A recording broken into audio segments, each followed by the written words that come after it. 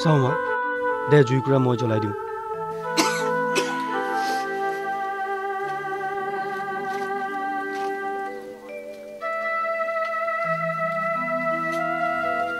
মা, দেউতানো পুৱাই পুৱাই কেনে গ'ল?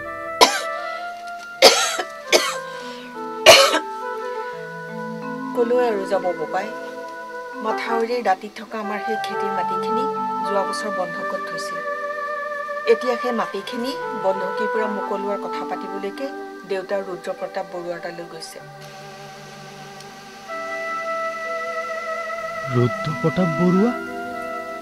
মানুহজন বৰ একাচেকা, জানো পাই দেউতাৰে বন্ধকীৰ পৰা মাটিখিনি মোকলাব পাৰিবনে নাই? নাই, নোৱাৰিম। গোটেই মূলে টকাখিনি ঘূৰাই নিদিয়ালৈকে মই তোক সেই মাটিখিনি দিব নোৱাৰিম। কিন্তু ডাঙৰীয়া, মোৰ চিকিৎসাৰ বাবেহে এই মাটিখিনি মই আপোনাৰ ওচৰত বন্ধকীত থৈছিলোঁ। এতিয়া মই আপোনাক কিছু টকা দিব খুজিছোঁ। বাকী থকা টকাকেইটা খেতি কৰি পোৱা উপাৰ্জনেৰে মই পূৰাই দিম বুলি কথা দিছোঁ। নহ'ব। তোৰ মাটিৰ বন্ধকৰ সময়সীমা ইতিমধ্যে উকলি গৈছে। তথাপিও মই তোক কথা দিছোঁ, এতিয়াই যদি সুতে মূলে সম্পূৰ্ণ টকা তই মোক ঘূৰাই দিব পাৰ, তেনেহ'লে তোৰ সেই মাটিখিনি এতিয়াই তোৰ হৈ যাব। কিন্তু গোটেইখিনি টকা মই আপোনাক কেনেকৈ ঘূৰাই দিব পাৰিম? তেনেহ'লে মাটিখিনিনো মই তোক কেনেকৈ দিওঁ? চা, মোৰ সময়ৰ বৰ অভাৱ, তাতে ছোৱালীজনীৰ বিয়াও পাতিছোঁ। আৰু শুন, তোৰ পুতেৰক বিয়াৰ কামত অকণমান লাগি ভাগি দিবলৈ কবি।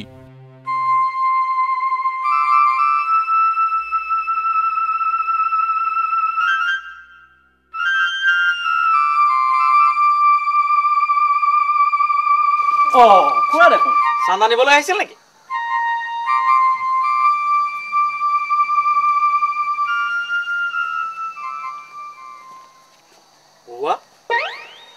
একো নকলে দেখোন, বোধকৰো চান্দা নিদিলে যেন পাইছো দেই।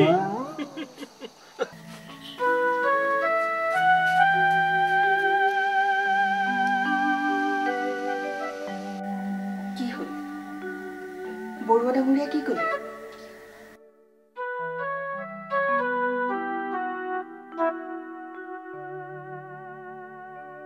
নাই, নহ'লে।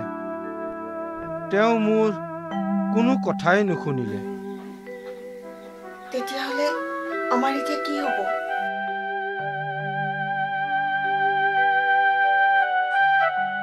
তোৰ বাবে সাঁচি থোৱা মাথাউৰি কাষৰ মাটিডৰা গ'ল অ' বোপাই। জীয়েকৰ বিয়াৰ কাৰণে আমাৰ দুখৰ কথা শুনিবলৈ ৰুদ্ৰপ্ৰতাপ বৰুৱাৰ হেনো সময়ৰ অভাৱ।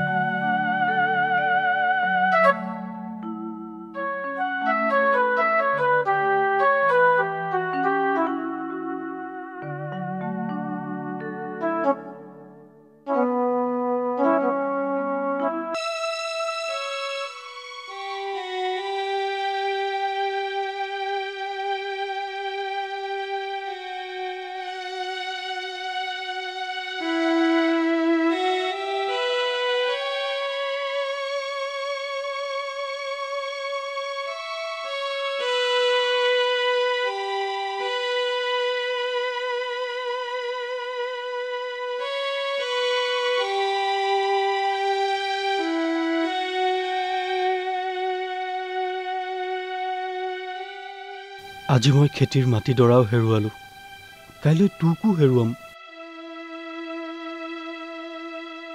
তই মোক খুব বেয়া পাইছ নহয়?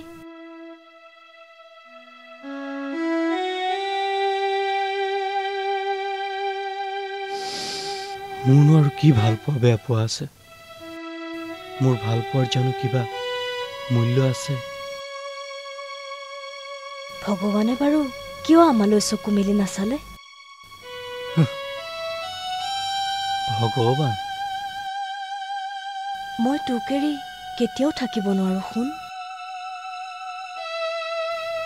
ভুল মোৰেই। মই জানিব লাগিছিল যে ৰুদ্ৰপ্ৰতাপ বৰুৱাৰ একমাত্ৰ ছোৱালী নৰেন বৰুৱাৰ দৰে ডাল দৰিদ্ৰৰ ঘৰৰ বোৱাৰী কেতিয়াও হ'ব নোৱাৰে। তই বাৰু তেনেকৈ কিয় কৈছ? তই এতিয়া এখন ঘৰৰ বোৱাৰী হ'বলৈ ওলাইছ, গতিকে আজিৰে পৰা তই মোক কেতিয়াও লগ নকৰিবি। আৰু মই তোক পাহৰিবলৈ চেষ্টা কৰিম।